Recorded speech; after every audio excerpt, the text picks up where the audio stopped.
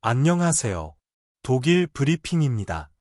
오늘은 독일 온라인 뉴스에서 다뤄진 주요 이슈를 한국어로 정리해드리겠습니다.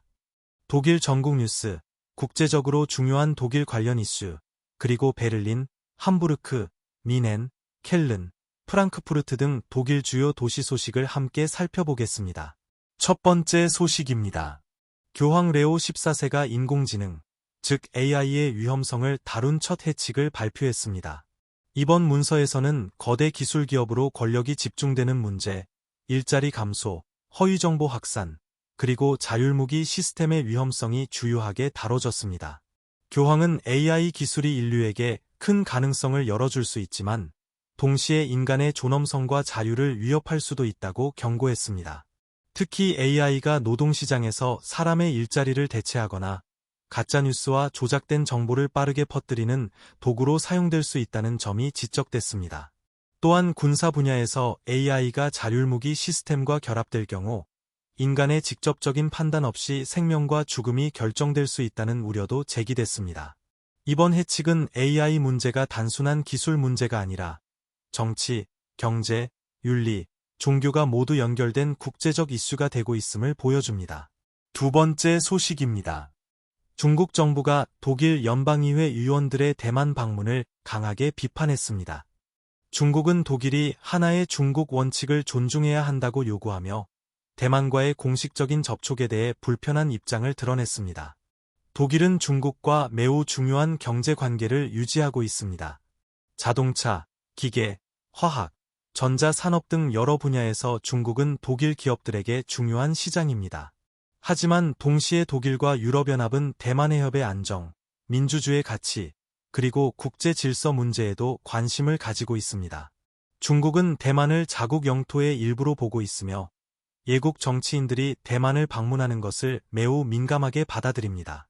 이번 사건은 독일 외교가 중국과의 경제적 이해관계, 대만과의 정치적 교류, 그리고 국제 안보 문제 사이에서 균형을 잡아야 하는 어려운 상황을 보여줍니다. 세 번째 소식입니다. 독일에서는 아동과 청소년의 소셜미디어 사용을 제한해야 하는지를 두고 논의가 이어지고 있습니다. 알렉산더 도브린트 연방내무장관은 아동에 대한 전면적인 소셜미디어 금지에는 회의적인 입장을 보였습니다. 그는 단순히 법으로 금지한다고 해서 문제가 해결되기는 어렵다고 설명했습니다. 청소년들이 이미 스마트폰과 인터넷을 일상적으로 사용하고 있기 때문에 실제로 금지를 어떻게 통제하고 시행할지가 큰 문제라는 것입니다. 최근 독일에서도 틱톡, 인스타그램, 유튜브 쇼츠와 같은 플랫폼이 청소년들의 생활에 큰 영향을 미치고 있습니다. 부모와 교사들은 과도한 사용 시간, 집중력 저하, 사이버 괴롭힘, 그리고 부적절한 콘텐츠 노출을 우려하고 있습니다. 하지만 소셜미디어가 친구들과의 소통이나 정보 습득의 공간이 될 수 있다는 의견도 있습니다. 따라서 전면 금지보다는 연령에 맞는 보호장치, 플랫폼의 책임 강화, 그리고 가정과 학교의 디지털 교육이 중요하다는 목소리가 나오고 있습니다. 네 번째 소식입니다.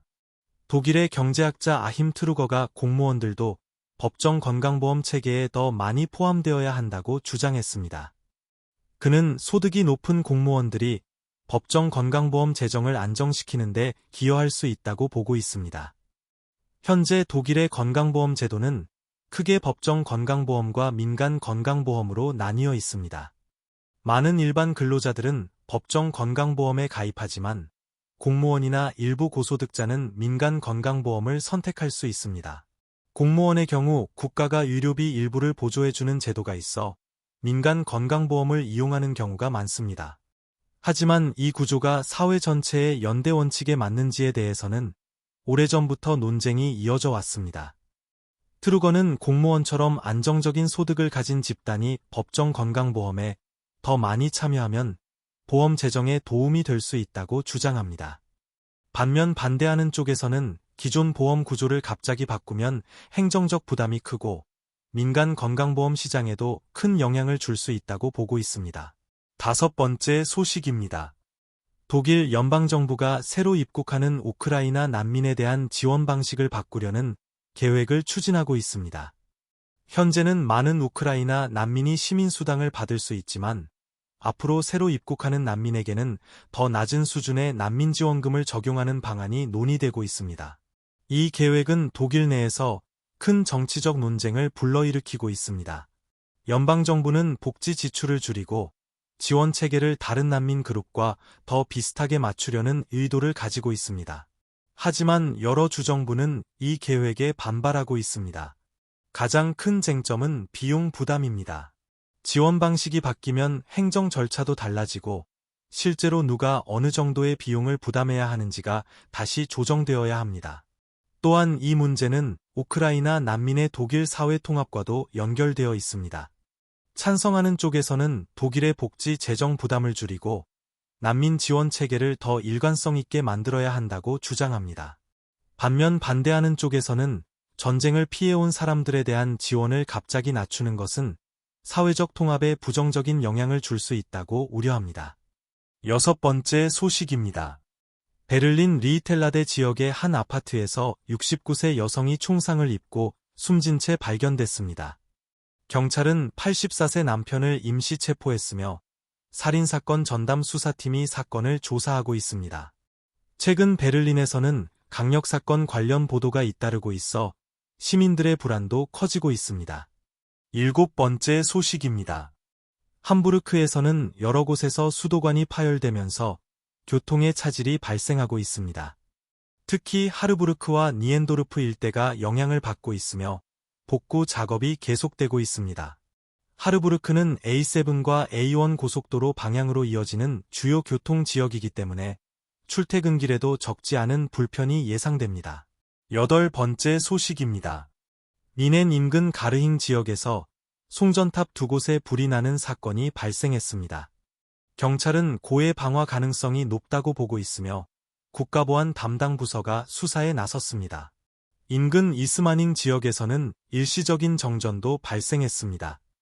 이번 사건은 전력망과 같은 주요 기반 시설이 얼마나 취약할 수 있는지를 보여주는 사례로 주목받고 있습니다. 9번째 소식입니다. 켈른의 브리셀 광장을 둘러싼 야간 소음 문제가 다시 논란이 되고 있습니다. 인근 주민들은 켈른시가 법원이 요구한 소음 방지 조치를 충분히 이행하지 않았다며 시에 5,000유로의 강제금을 부과해달라고 신청했습니다. 이 문제는 도심의 밤문화, 주민들의 생활권, 그리고 도시 행정이 충돌하는 대표적인 사례로 볼 수 있습니다. 10번째 소식입니다. 프랑크푸르트 암 마인에서는 선거부정 의혹과 관련해 압수수색이 진행됐습니다. 검찰은 선거연합 프랑크푸르트 소치알의 지지 서명에 조작 가능성이 있는지 조사하고 있습니다. 이번 사건은 헤센주 지방선거와 관련된 선거부정 및 문서위조 혐의와 관련되어 있습니다.